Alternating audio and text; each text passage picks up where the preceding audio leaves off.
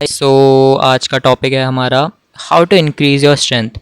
If you want to get stronger तो तुम्हें अपनी स्ट्रेंथ को इंक्रीज़ कैसे करना है इसके बारे में बात करते हैं। काफ़ी सिंपल स्टेप है और ये मैं अपने एक्सपीरियंस से बता रहा हूँ कि मैंने कैसे इसको पता लगा मेरे को। तो तुम्हें मतलब एक्सपीरियंस से पता लग रहा है, अगर विश्वास नहीं होगा तुम भी ट्राई करके देख लेना।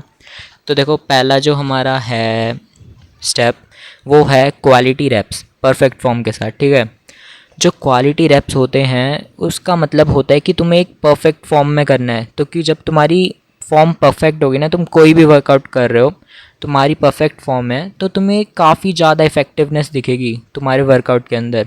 It's going to increase your effectiveness. तो तुम्हें अगर इफेक्टिवनेस बढ़ रही है, तुम्हारे रैप्स क्वालिटी व रैप्स हो रहे हैं, तो तुम्हारी स्ट्रेंथ इंक्रीज़ होगी। ठीक है ना, क्योंकि ये काफ़ी अच्छे से वर्क करेगा तुम्हारे वर्कआउट पे।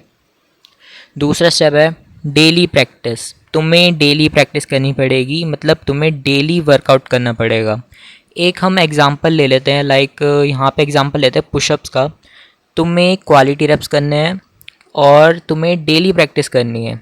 तुम अगर डेली प्रैक्टिस कर रहे हो ना, तब तुम्हें एक चीज़ का ध्यान देना पड़ेगा, तुम्हें फेलियर तक नहीं जाना है।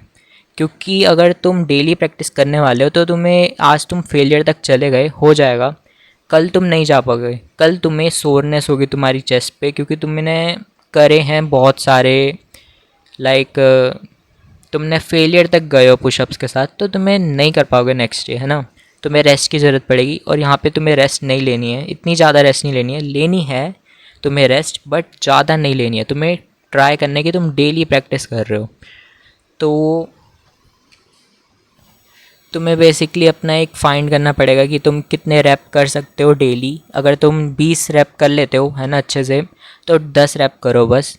और तुम्हें डेली करने हैं और परफेक्ट फॉर्म के साथ करने हैं अगर तुम्हें स्ट्रेंथ चाहिए तो। तीसरा स्टेप है इंटेंसिटी इंक्रीज़ करो या फिर वेट को इंक्रीज़ करो।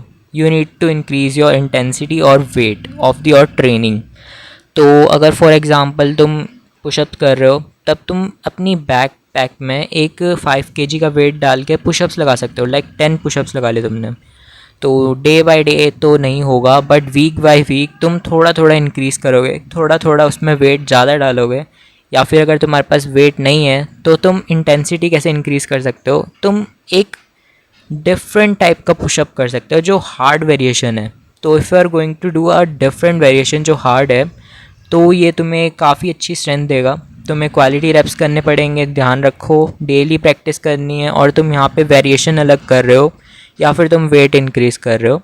अब चौथा और इम्पॉर्टेंट पॉइंट जो है उसके बारे में देखते हैं, वो है बी कंसिस्टेंट।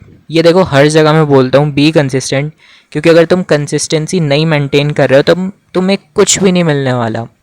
तुम्हें ये सारे स्टेप करने हैं, क्वालिटी रेप्स करने हैं, डेली प्रैक्टिस करनी है, इंटेंसिटी इंक्रीज़ करनी है, बट तुम्हें सबसे important, you need to be consistent. तुम्हें कुछ हफ्तों में अपनी स्ट्रेंथ इंक्रीज़ होती नहीं दिखेगी, तुम्हें टाइम लगेगा। एटलीस्ट ट्राई करो, एक चैलेंज लो, और मतलब तुम एक चैलेंज ले लो 100 डेज़ का। ठीक है, तो तुम कंपेयर करो अपनी फर्स्ट डे की स्ट्रेंथ अपने 100th डे से। तो तुम्हें कंसिस्टेंसी रखनी पड़ेगी, फिर ट्राई करके देखो कि ये वर्क करता है या नहीं करता है।